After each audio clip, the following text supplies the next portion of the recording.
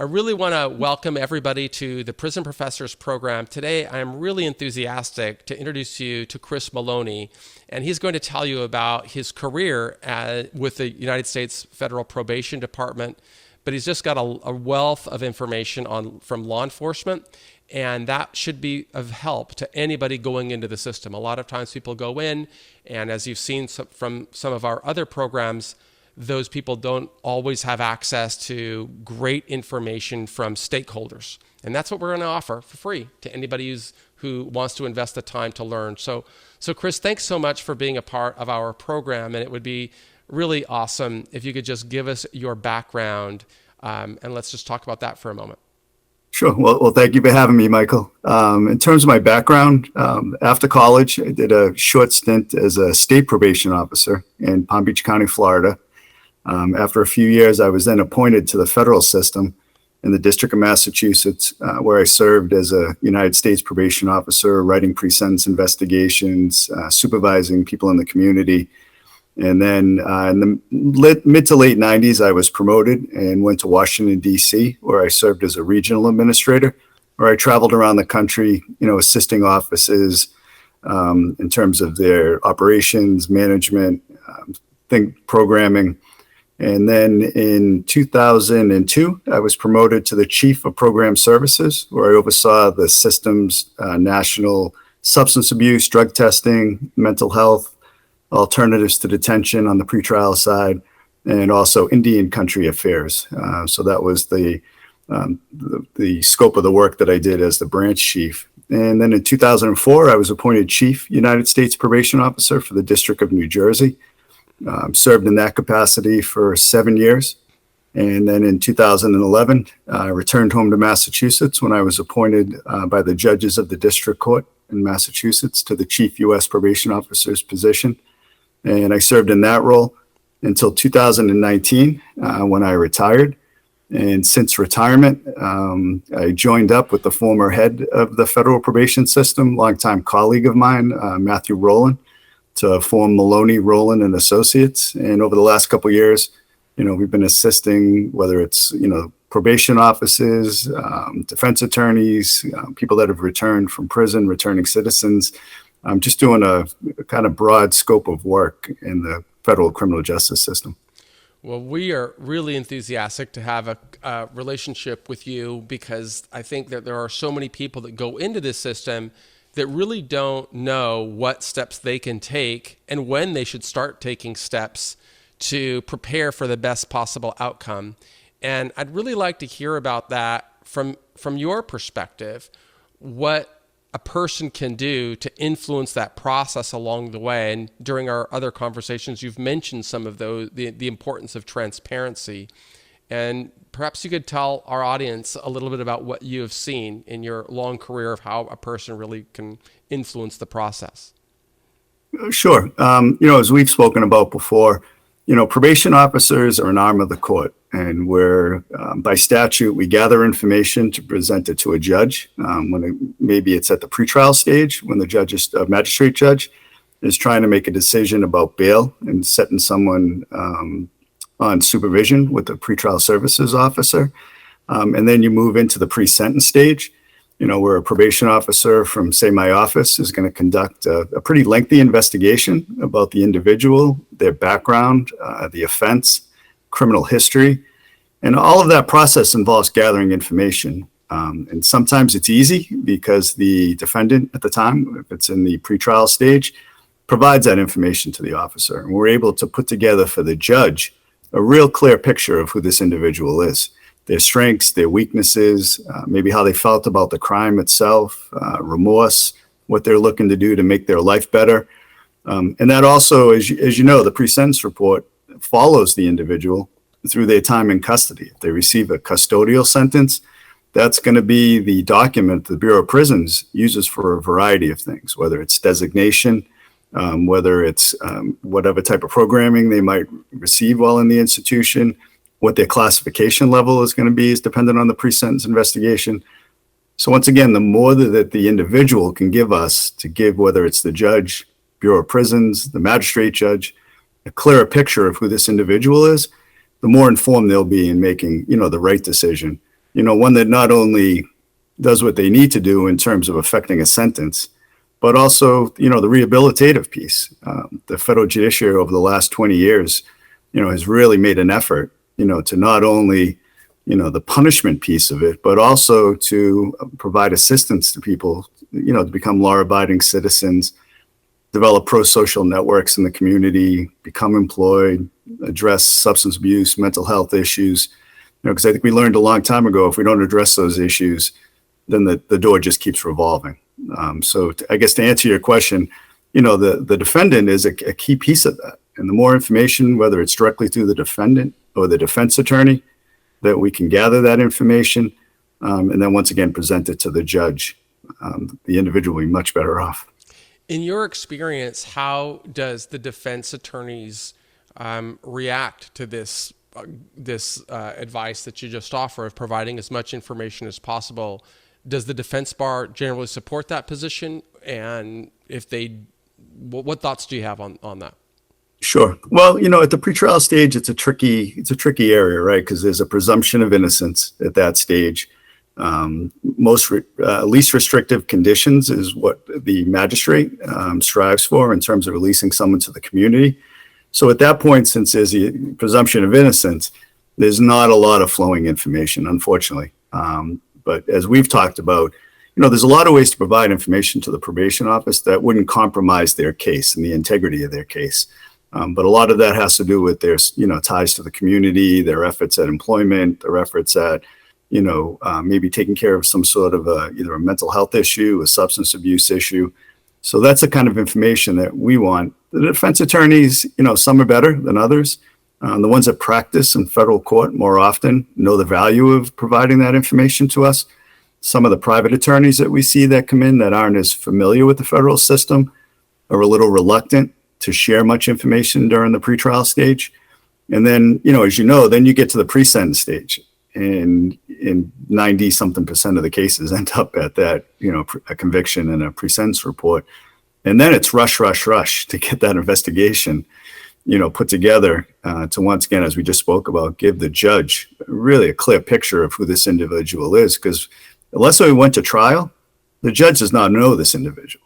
Unless they've had a chance to sit through a trial and maybe learn about the crime, maybe, through testimony, learn about the individual. But now this person's facing a sentencing in front of a United States District Court judge that probably has only seen this individual at the change of plea hearing. So they're really relying on the probation officer to give them, a very in-depth, clear picture. And that's where, once again, the defendant, the attorney, the more information that they can provide to us, the better picture we give of who the individual is. Because as you know, there's the federal sentencing guidelines, and they're pretty clear. All right, there's a metrics. It's based on the offense, based on the person's role in the offense. It's based on their criminal history. But then there's a lot of case law out there that allows the judge to kind of vary from that guideline sentence. But they need information to base any type of sentence that they're going to impose that might go outside of that guideline range. And that's where probation, the defense attorney come in. And that pre-sentence investigation report, what role does it have later on the other side of the journey when the person is going to transition from prison to supervised release? Sure. So, in terms of just the day-to-day work of a probation officer, when you get assigned a case, when someone's leaving the institution and coming to a residential reentry center, the first thing you're doing is reviewing that pre-sentence investigation. The average sentence is a few years in the federal system. So that investigation has stayed with that individual. So you're reviewing it, you're bringing yourself up to speed on who the individual is, what the crime was that they were involved in, what their criminal history looks like, looking for things like violence that might be, in that investigation. Also, what are the issues that the officer is going to need to address, to make this person's transition to the community? Did they have a substance abuse issue when they went into custody? Did they have a mental health? Did they have unstable residence? Did they have, lack of skills to be employed? I mean, all of that is in the pre-sentence investigation. So that document is really what kind of drives the supervision process from the very beginning. And how about if the person responded? You'd spoken about what are the strengths and weaknesses and kind of a SWOT analysis of the person's strengths, weaknesses, opportunities, and threats. And there are static information. You can't change the past, but a person can spend his time in prison addressing those weaknesses. And if he were to document that information that's already shown in the pre-sentence investigation report of how he is prepared to address those weaknesses, could you tell us how the probation officer that he meets in the future will respond to that documentation of what he has done while he is inside to prepare for those, to overcome those challenges that he faces? Sure. So as part of the supervision process, when the individual leaves, actually the institution and comes to the residential reentry center, the officer begins case planning. And part of that case planning is going through what we call the post-conviction risk assessment. It's actually a dynamic document. It's not static. So there are variables in there that the officer runs through. They score the individual out, for lack of a better word. But then the individual also participates by answering an 80-question questionnaire that addresses a lot of the things that you just mentioned, and it comes up with what they call the supervision level. So that really begins supervision. The great thing about the acronym is the PICRA, PCRA. The great thing about the PICRA, it's redone every year. Not only the 80 questions, but the document itself. So the individual's supervision level can either be increased or decreased depending on things such as, their pro-social networks, employment, substance abuse, rearrest, all of those things. If the individual is doing well, then their supervision level is going to decrease as well. And vice versa. If they're having issues along the way, then their supervision level might increase. And the reason it would increase is, you want the person to get the support from a probation officer. So it's not that they're just, going to be more intrusive in their life, but they need more supports. And when the supervision level goes up, then the officer steps in, makes more referrals, tries to address some of those, roadblocks to, reentry. And can we find that PICRA assessment online? Is that a publicly available document that somebody could learn about before? I mean, if I know that I'm going to be judged by this PICRA assessment, I can start engineering a pathway to address these issues today that I might not have to answer for 3 or 4 years from now or 5 years from now. The more I build, perhaps the more I'm able to influence the way a probation officer views me. Could we get a copy of that PICRA? Is that publicly available? Yeah, at the last I know it was not. It's an internal document with the probation office, the risk assessment instrument. But, once again, I could follow up and look. There might have been change, since 2019, because documents like that, the defense attorneys, for obvious reasons, are always looking to get a hold of, and for the reasons you just mentioned. Well, one of the things that we're doing here in our part of our nonprofit is to help people prepare for law-abiding lives upon release, the highest level of liberty at the soonest possible time. And I know that your time is valuable, and we're grateful that you're contributing this time with us today. One of the things that I think that would be really valuable to the defense bar and to people is if we spent time developing, even if we can't get the actual form, but developing this course so that people know, hey, these are the types of questions that people are going to ask, and what does excellence look like? How would I respond if I'm this kind of offender or if I'm that kind of offender? And create this tool that people could use with an understanding, this is something that we would build and design and offer, but that's something that I think our nonprofit would like to create and make available to anybody that wants to learn what does excellence look like. The sooner you start training, I think the better you are at preparing. What thoughts do you have on creating a product like that? No, I think that would be an excellent idea. I think so. When the individual is released to the community and the officer does the PCRA, the PICRA, they actually sit down with the individual. It's total transparency. So let me give you an example. If the person is there's 4 levels of supervision. There's low, moderate, medium, and high. And if the person is a medium risk, say, that's shared with the individual. Because as part of the case planning process, the officer is going to want to know from the individual, what are their goals now that they've been released from confinement? And the officer will monitor those goals, and hopefully those goals will influence whether that PCRA score, goes up or down. So it's a collaborative process, much different than it was 20 years ago. 20 years ago, the officer would do their case plan in their office, wouldn't share anything, with the person that just was released. wouldn't ask them what their goals and, for the future were. In the last 10, 15 years, it's been a collaborative process now with the individuals, is going to be involved in it. But I think on the front end, to your question, knowing what those factors are that influence the PCRA, I think would be very helpful. One of the ways that I teach is really, what did I learn while going through 9,500 days in prison? And then how did that adjustment in prison influence what level of liberty I had when I came home? And before I get into the level of liberty that I had when I came home, how would you, and based on your experience, and I know that you and I have spoken already about what I had, but typically, a guy serves a quarter century in prison for a continuing criminal enterprise, serious drug offense. What level of supervision is he going to face when he comes out after a quarter century in prison? Yeah, it's most likely going to be a high level of supervision, because you think about it, most likely there's not going to be that support at home. In rare instances there is, but 25 years later, whether it's residence, employment, pro-social structure in the community, so that level of supervision is high. And it's not because, as I mentioned earlier, that they think this person's going to reoffend right away. It's that they need a lot of support, right? So the probation office, by the way that they actually do their business, if the person's a low-risk case, they're not going to get all those supports for the things that you mentioned. They're going to get the highest form of liberty because they don't need those supports. But if they're a high-risk case because they're in prison for 25 years, maybe, unfortunately, they didn't come out of prison with the skills to meet the job market of today, or maybe they, had some issues with substance abuse, or maybe there's, no family around anymore to support them, then they're going to get that high level of supervision when they come out. But as I mentioned, a year later, when they redo the PCRA and the defendant's able to go through the questionnaire as well, and things are going well for them, then you would see that level of supervision decrease.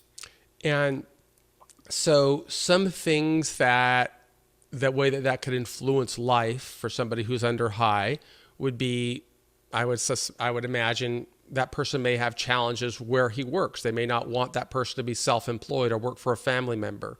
Is that accurate?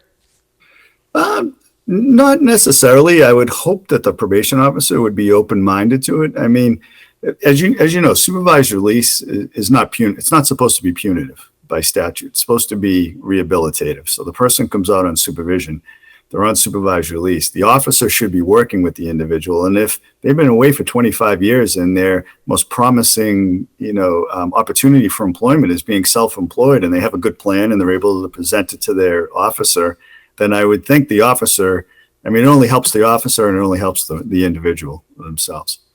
How about travel? What level of possibility would that person have to travel both domestically and internationally? Sure. So travel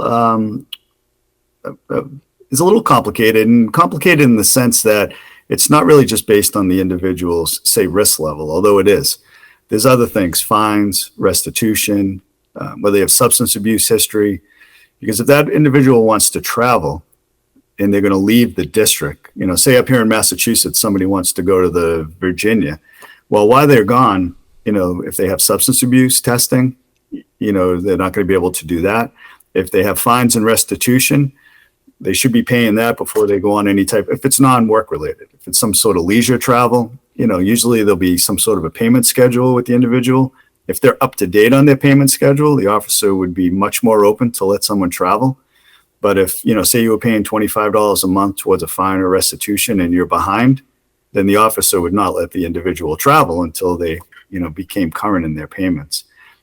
International travel, once again, that's complicated as well. If the person has a large fine or restitution that they have to deal with, then letting somebody leave the country, obviously there's a risk that they might not return. And when there's that fine and restitution. So those are the things that really influence, travel. It's not the risk level. It's more some of those, substance abuse, fines, restitution, things like that. Unemployed, if you're unemployed and you're looking to travel, it would be almost like your own children. If your child was looking to go to a trip to Florida and they weren't working and, were behind on paying, money to somebody, you probably would not let them go. Mm-hmm. And every person that comes home, one of the things that they want, I think, is the highest level of liberty at the soonest possible time. Is that like the common thing that a probation officer sees when the person first comes in? Yeah, I think for the most part, if they've been in an institution, and they've had people watching them, 24/7 over the last few years, they're not welcoming additional supervision in the community. But there are a fair number that know there's challenges, to coming out, and they welcome the assistance of the probation officer. And a lot of them establish great relationships with their probation officer. I mean, the officer should be in tune with what jobs may be available in the community, what kind of assistance is out there, whether it's through, contracted drug treatment, mental health, different things to provide support, training programs. Probation officers have workforce development committees that are, kind of have their ear to the ground and know what the different trade unions, the ones that are hiring. So I think there are individuals that do want the highest form of liberty, but there are many that welcome the support, at least early on, when they first come out. And it's not uncommon for the probation officer to continuously get calls, from folks as they come out looking for that assistance. And what is the probation office, and perhaps officer's position on a formerly incarcerated person having continuing interactions with people they met that were also incarcerated, or other people who've had problems with the criminal justice system? Could you tell us the general position and perhaps the individual position of how that works?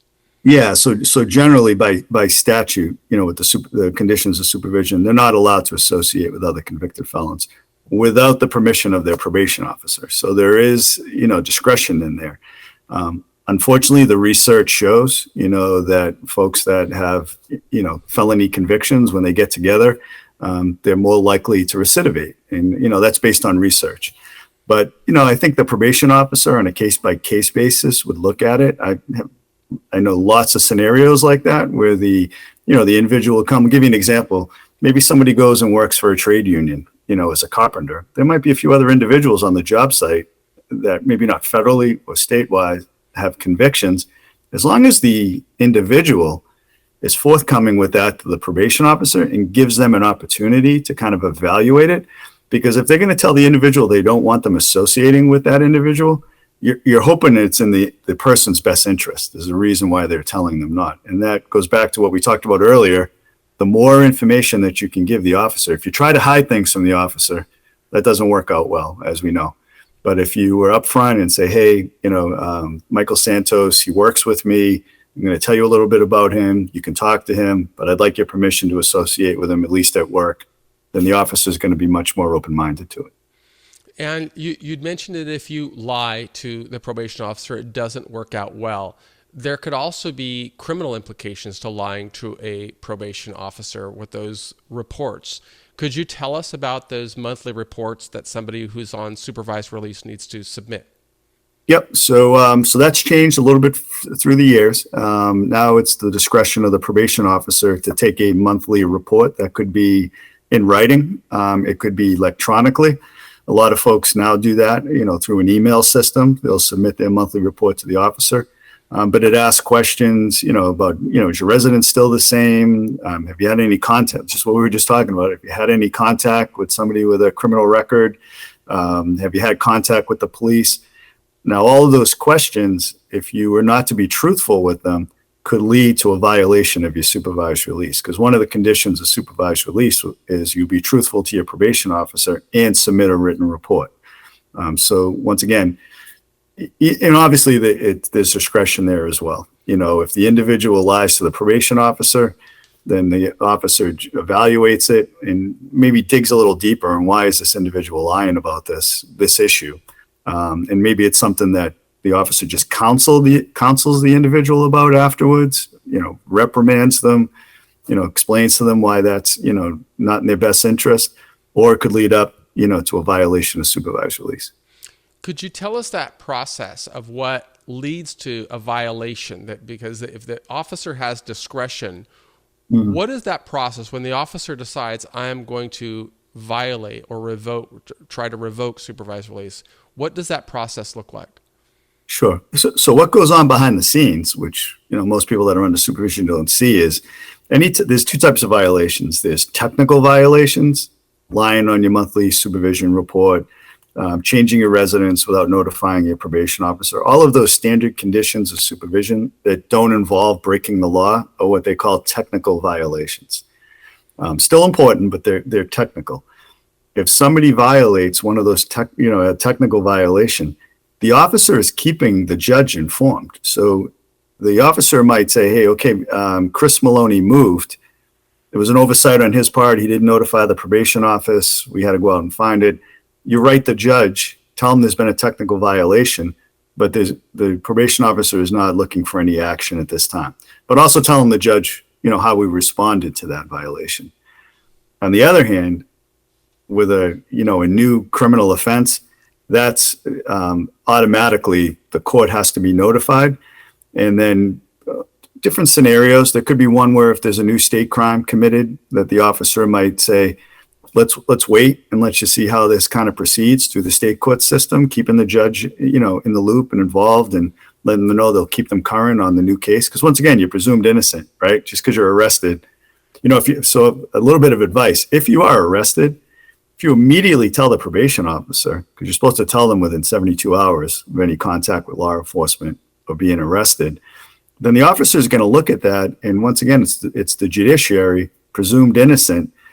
So as long as maybe there wasn't violence involved and there's some risk to the community, then the officer might ask the sentencing judge to hold back until that case is kind of disposed of in state court. And maybe the supervision's just increased a little bit during that time period. Once the case is disposed of, if there is a conviction, then the judge has to move on that. And most likely it's going to be a revocation of supervision, not necessarily going back to prison on every violation, but depending on the type of new crime it was, the judge will make a decision at that point whether to sentence someone back to federal prison or they'll continue them on supervision, maybe with enhanced conditions. And if a person did return to federal prison as a result of a state conviction, would that sentence run together with the state sentence, or would it run consecutive to the state sentence? That's at the discretion of the sentencing judge. Okay. And you'd spoken about technical violations, which I would imagine are more common than criminal violations. Mm-hmm. What of the technical violations, what's the process if the probation officer says, I'm going to make a decision to recommend revocation? Could you help us understand that, what goes into that decision-making process? Yeah, I think it's whether, once again, we talked about the officer having discretion but keeps the judge in the loop. If somebody's repeatedly, say, traveling outside the district without permission, that's a technical violation. It's hard to say the average case, but the average case, would the officer be looking to revoke somebody because they left Massachusetts and drove up to New Hampshire and came back? No. But if after talking to them about it, and they did it several times, and the officer found out about it several times, then you would be writing the district court judge asking for a formal revocation or violation proceeding. And then the individual would then have to go before the district court judge and explain themselves. And either, just like in a criminal trial, you have the right to be able to, put a defense together, whatever the accusations are by the probation officer. And it's almost like a little mini trial in front of the judge if you want to go that far. And then the judge will decide whether the person violated. And then there's the sentencing phase of that, where then the judge decides whether to revoke or to continue someone under supervision. So again, the importance for a defendant, an individual that's going through this, the importance of him documenting, even perhaps as much with a daily journal, of how he is working to reconcile, make amends, demonstrate law-abiding behavior, and communicate with his probation officer, is almost like a proactive defense where, hey, I'm consistent, I'm trying to be compliant. That would probably help in that type of situation, it seems to me. Yeah, because I think in all cases, whether it's the probation officer or the judge, they're looking at the totality of the person. And if everything on this side of the ledger is good, they're employed, they're substance free, they're doing all they should be doing, and then they have this minor technical violation, that's going to help. The judge is going to look favorably on that. And then hopefully the outcome is not one where someone would end up back in prison over a technical violation. But on the flip side, if you get the technical violation, but then on the other side, you're unemployed, you're behind on your payments, maybe you've had some substance abuse issues, you've tested positive for drug use, you've moved without telling your officer, all those things start building up. Right. So while I was in prison, I learned that there was one thing that staff members would say and another thing that staff members would do. There would be this concept of corrections, but very little correcting going on, and very little emphasis on somebody that corrects themselves. But there was really nothing that a person could do. That was the system. Probation is different because you had said that the mission of probation is really rehabilitation and getting the person ready. What if the person is doing everything right and informing probation and is proactive in informing probation, but they're not getting the feedback from their probation officer? What recourse should that person have? So, for example, I'm traveling out of my jurisdiction, or I want to travel out of my jurisdiction, and I make the request long in advance, but you get silence or no feedback. Is there an appropriate response to that? Yeah, well, I mean, like any employer, each probation officer has a supervisor. You'd like to be able to handle that with your officer.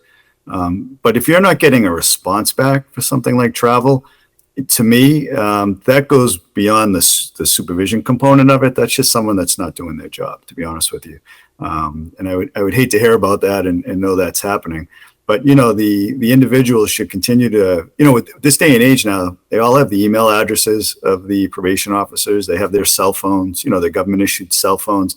And then more often than not, they've met the supervisor during the term of supervision. So hopefully that's a resource for them. Maybe it's an oversight. You would hope to think it was just an oversight, but reaching out to that supervisor, because one way or another, they should get a response back. If the probation officer is not going to give them permission to travel, just going silent on the issue is not really the response, at least from the chief probation officer's point of view. That it should be communicated back to not only communicated back to them, but discussing with them the reasons why that travel's not being approved. It shouldn't just be, no, we're not letting you. How will the probation officer who's assigned to the case respond typically if the person, so in prison, there's an administrative remedy process, and that would be the process that you would go through. You'd file a BP-9, a BP-10, and a BP-11, and you'd have these escalating levels of authority responding to the BP-9. But there's a different mandate in BOP. Sure. It's not about preparing somebody for success. And so there's just almost it is a boilerplate, I support the earlier decision, and the answer is no. In probation, it's different. There's a different mandate. If I document what I am trying to do, I'm doing everything right, but I'm not getting that level of interaction and feedback, and it could be interfering with my ability to build a career, my ability to get going again. And I said, is there an administrative remedy process? And if I want to do that proactively, maybe by letting both my probation officer know and the supervising probation officer, or is that considered to be is that going to result in more problems? Like, pick which battle you're going to fight. Yeah. So I guess the general answer to your question is that there isn't an administrative, remedy. There's always the court, right? There's always the judge. And sometimes you'll have a person under supervision that's not getting the, I guess, level of, what you mentioned, the level of feedback back from their probation officer. They might reach out to the judge. That to me is kind of the extreme, but it does happen on occasion. If I was under supervision, I would be writing that officer, just explaining to them, hey, this travel is, I put in a request for travel. It's coming up. I haven't heard back. I'm going to reach out to your supervisor because I'm not sure if, where this request has gone. And if it's the officer, I would think you'll get a response back. Maybe not the response you want, but once again, you want to ask the officer, why is this not being approved? And hopefully it relates to something rather than just, no, you're not going. We talked about it. Are you behind on your restitution? Are you behind on your fine? Did you recently test positive for drugs? Do you have other technical violations of supervision that now the officer doesn't want to let you out of the jurisdiction because of that? I didn't see a lot of cases where just the answer is no. And That's you're bringing up again, I think, emphasizing the importance of transparency and documenting the journey. And the more information a person gives, the better the person's going to build a case for his own higher level of liberty at the soonest possible time. Earlier, we spoke about how early that documentation should start. And I understand what you'd mentioned with regard to there's a presumption of innocence, but from the time you're building a record, from the time the person comes into your purview, that the first encounter. You'd also mentioned something about the magistrate judge, how he is involved in the bond. Could you reveal a little bit more about what you told me, what a person could be doing? Sure. So when the person's arrested, in terms of the system, you're interviewed by a probation officer, and then a recommendation is made to a magistrate judge whether or not to release you on bail or not, or to keep you detained. That magistrate judge holds on to that case in terms of your supervision, pretrial supervision. So keeping that magistrate judge, even if you're released, that magistrate judge could serve as an advocate for you when you eventually go to sentencing, because the magistrate judge has already taken, a chance on you by releasing you to the community. Keeping them informed about the progress that you're making. And now I'm not talking about the case, right? We've talked about that already. There's still obviously that presumption of innocence. But if there were certain issues that the judge had to make a decision on, whether it is your stability with your residents, the things that would have kept you detained, right? Stability with your residents, substance abuse, things like that. And you're addressing all of those issues. My suggestion would be to keep the magistrate judge in the loop. Because at some point you're going to go to sentencing in front of the district court judge. And if the magistrate judge knows more about you than they did at the initial appearance, they're more likely to be supportive of you when you go to sentencing. And I know from previous experience in Massachusetts, we have several programs that the magistrate judges are highly involved in. And when they see folks really, turning their lives around, they're extremely supportive in terms of whether it's, writing a letter to the judge or, letting the judge know about that progress that the person has made. And if a person has been making that progress, the person would be in line by and informing the magistrate judge by even requesting the magistrate judge to perhaps give his honest assessment of what he has seen. Would that be accurate? Absolutely. Yeah, absolutely. So we really emphasize the importance of self-advocacy and the person understanding the real role a defendant has in influencing the stakeholders see them. You can't change the past, but we can change how we responded to the past. And I would assume that every person that comes before probation really wants to know, what can I do to get off of supervised release early? There's this concept of early termination. Could you talk about early termination? First, and broadly, what does it mean, and is there a general process? And then we'll do a follow-up with what can a person be doing very early, including the time of arrest, to try and build a record that might make him a better candidate for early termination. Sure. To segue into that from the previous question, whether it's state or federal, probation, judiciary, these are large bureaucracies, unfortunately, right? So to your point about being your own self-advocate, it's the squeaky wheel gets the grease. And if you're, being an advocate for yourself, you're keeping the officer, in the loop in terms of what you're doing, you're keeping the magistrate, even the district court judge, when you eventually get on supervision, because now the magistrate is not involved anymore. You come out of prison, the district court judge is involved. The district court judge is going to be the one that would eventually decide whether to early terminate you. By policy, I shouldn't say 100%, but the majority of cases are eligible for early termination after serving 1 year of supervision. But if you still, as we've been talking about throughout this program, if you still have fines and restitution and you're having some challenges with, substance abuse, things like that, those things are going to be looked at. But the more that you can document your adjustment under supervision, keeping the probation officer in the know, and then also the judge, because if you think about it, the district court judge, say the average sentence in federal prison is, somewhere between 3 and 5 years. That district court judge has not seen you in quite a long time. Now you're back in the community.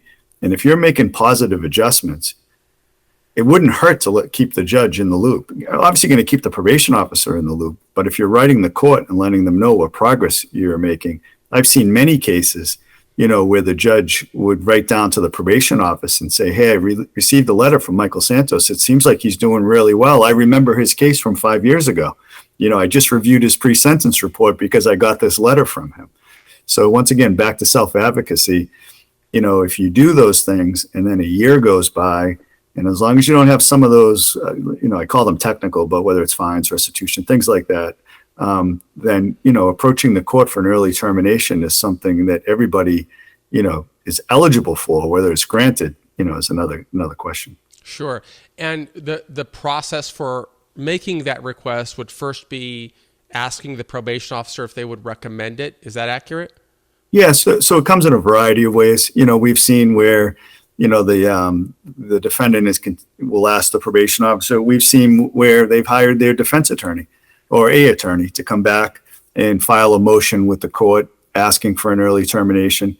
In those cases, the court will then write to the probation officer asking, give me an assessment of this individual and your recommendation. Also, the government has the ability to either, I guess, they don't have the right to keep you under supervision, but they have the right to object to it to the court. And once again, it's the court's decision at the end, but the government does have a chance to weigh in on it as well. And I've seen individuals that keep the prosecutor involved. That, hey, once again, my name's Chris Maloney. I just, you prosecuted me 5 or 6 years ago. I want to let you know what I've been up to since I got out. Because if you think forward, when you get to that early termination, they're going to ask the government, what's your position? Once again, if they haven't seen the individual, the last thing that they remember is that you committed the crime and you went off to prison. They don't know what you've done, since you've been on supervision. And that's, I'm going to comment on that a little bit later when I get into my experience on supervised release and how the advice that I'm hearing from Chris influenced me, my adjustment. But before I get to that, I want to ask about prison designations. Does the probation department have any influence on where an individual serves the sentence? They have a role. So the pre-sentence report is what's used by the designation center with the Bureau of Prisons to designate an inmate. So I guess the answer is yes, because the information that's in there. But if you're talking about a particular institution, the answer is no there. What happens at sentencing is the defense attorney will ask maybe for a particular institution, and even the judge doesn't have the ability to tell the Bureau of Prisons where to designate somebody to, but they will make what's called the judicial recommendation, for a particular institution.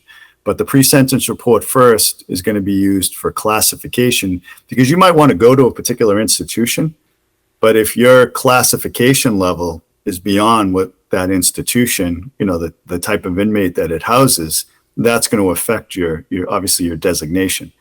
In my experience, the Bureau of Prisons tries to put the person as close to home as possible in an institution, that's commensurate with their risk level. So that's important for somebody to be thinking about very early on in the journey, and it would make sense.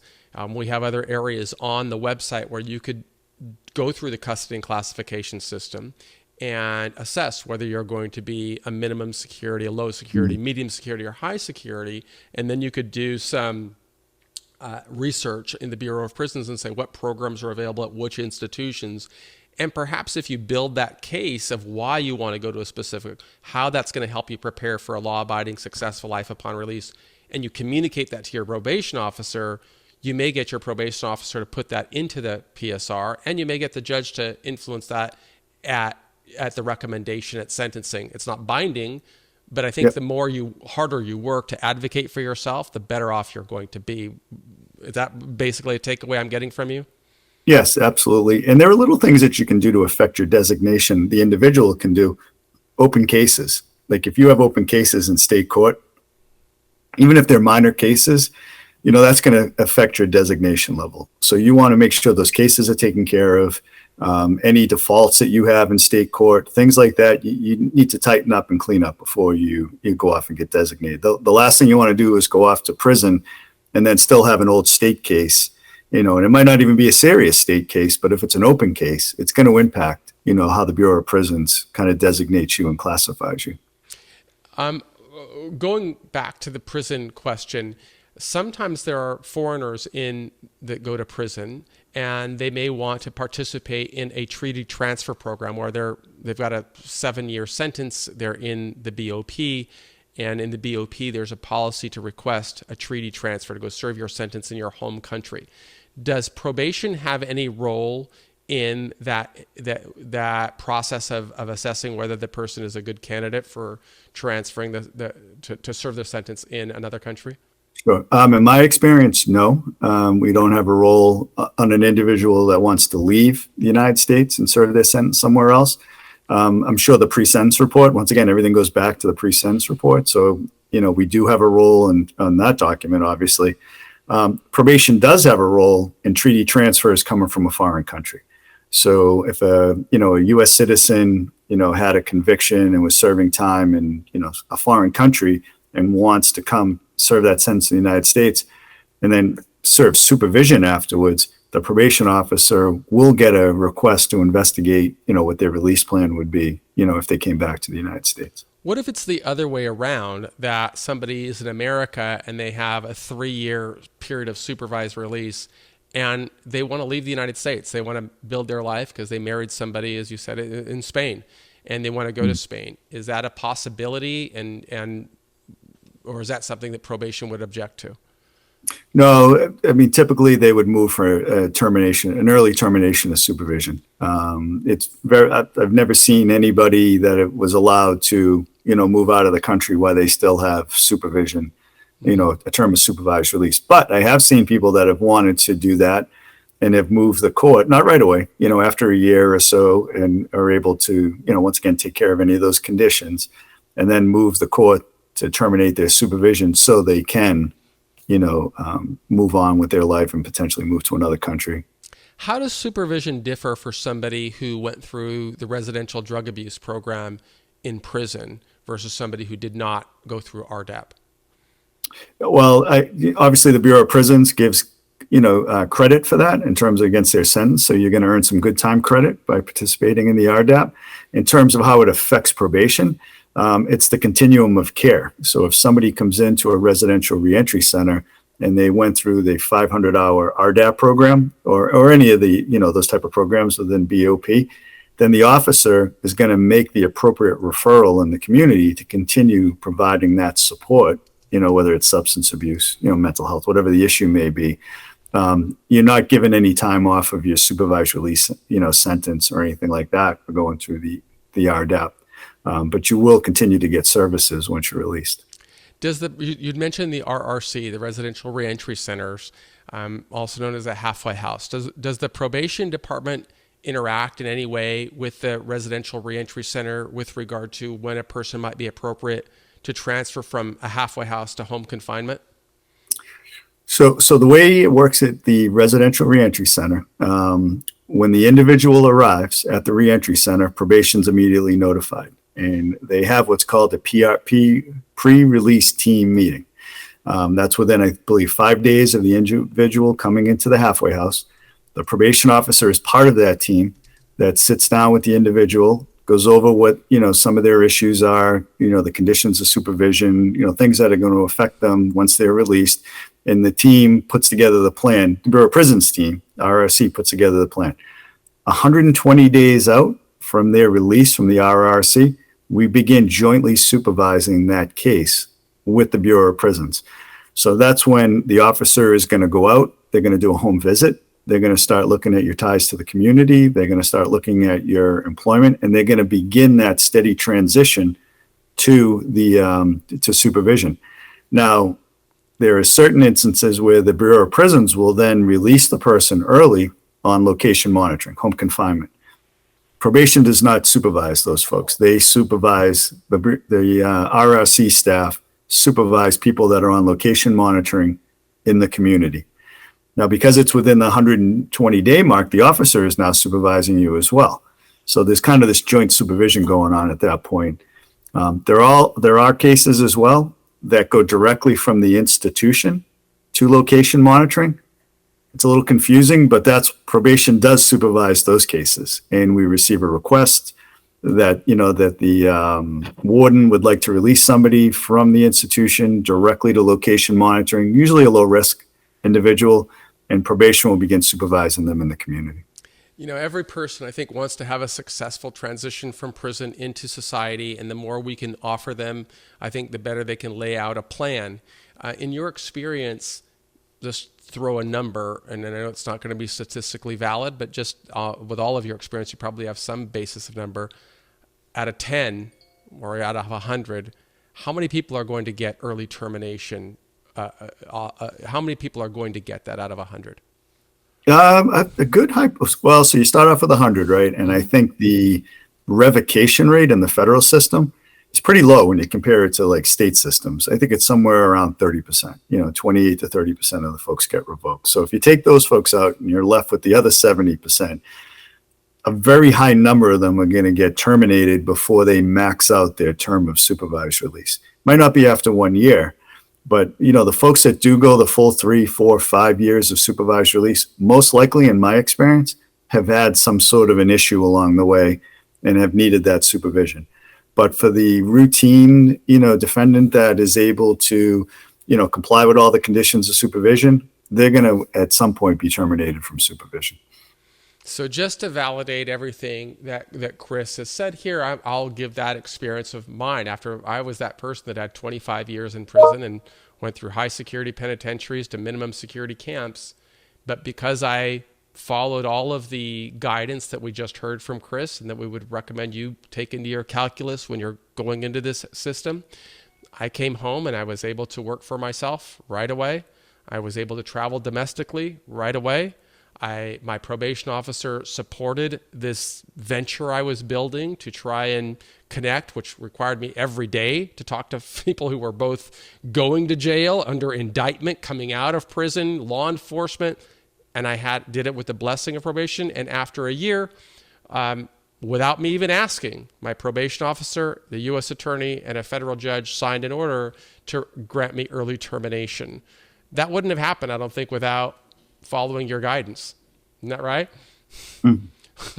Absolutely. After a quarter century, you don't see many people that have that minimum level, right? Yeah. And so I really want to share that with as many people as possible to show you, what does excellence look like in preparing. It all starts, the sooner it starts, you start building that record, the more you defend yourself against if there are problems, the more you advocate for yourself going forward.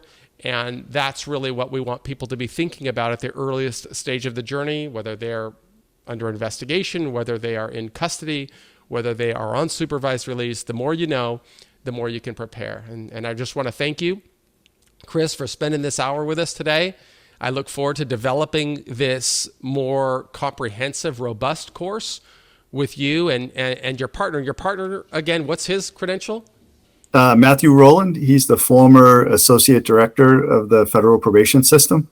Prior to, working at the administrative office of the U.S. courts, he was a deputy chief in Brooklyn, New York, the Eastern District of New York. So once again, 30 years of experience in the system, and actually was the head of the system, for 6+ years. Well, we're really grateful to be able to give this information away through our nonprofit, but we are also grateful that we can lead people to Chris and his partner who want that extra subject matter expertise on their team. And again, just want to thank you for being a part of the Prison Professors program and doing this community service where we can give this information to as many people as possible. Well, thank you for having me, Michael. Recording again. When I was talking with Chris at the end, he'd mentioned something that I neglected to ask, and that was about some of the problems, because I always tend to see the positive things. And Chris brought something up that not everything is positive. Why don't you share what you were thinking? Sure. The reality is people are human, and going away to prison, whether it's 3 months, 6 months, or 25 years, it's difficult. And there's going to be challenges when folks get out of prison and they're trying to reintegrate into society, and they're going to stumble. And I think the probation officer, by statute, by role, is there to be supportive of the individual, make the referrals, hopefully through their experience, connect them with the resources in the community. The federal judiciary spends a lot of money on these supportive services. Unlike a lot of state systems where if you come out with a substance abuse issue, it's just on yourself to kind of figure out where you're going to get your treatment. We have contract vendors in place that offer, mental health treatment, counseling, substance abuse. So the more you can talk to your probation officer as you struggle when you first return, to the community, the more likely they're going to be able to help you and support you. And not only that, when you do stumble, if you're being honest with them, they understand. That's why we got into this profession. So use them as an advocate for you, but then also use them as a counselor. There's someone that's there for you to assist you in your transition. Yeah, that just goes back to this whole importance of being transparent and honest and documenting your story. And I think people do understand when people fall. It's how you respond when you fall. Are you trying to get better? Are you trying to reconcile? Are you trying to make amends? And I think that's how I've learned to get support.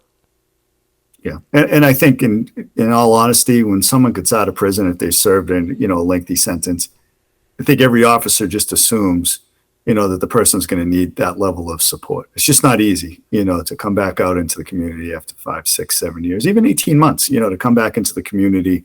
They need that support. Well, I know that I can't ask every question in a 1-hour interview, which is why we're going to work together to build a more robust course that people can work through of their own accord. We're going to try and offer this in prisons across the nation and with probation officers with Chris's help, so that really we reach the goal. And the goal is get as many people back to society and recalibrating as law-abiding, contributing citizens and going on to live a meaningful, fulfilling life. That's our goal at Prison Professors, to do that whether somebody can pay or not. And you just got to kind of be willing to work on yourself and expect that nobody should work harder than you on your preparations for success. That's what we want to do. Is there anything else I should have asked you that I didn't ask you before I stopped the recording? No, I think that covers it. I'm glad we covered that piece, because obviously we want people to come out and do great things and get off supervision early. But the reality is it's a challenge, and hopefully the probation office is there to assist you. And we want to assist as well, and that's what we'll continue doing. Thanks so much. Thank you.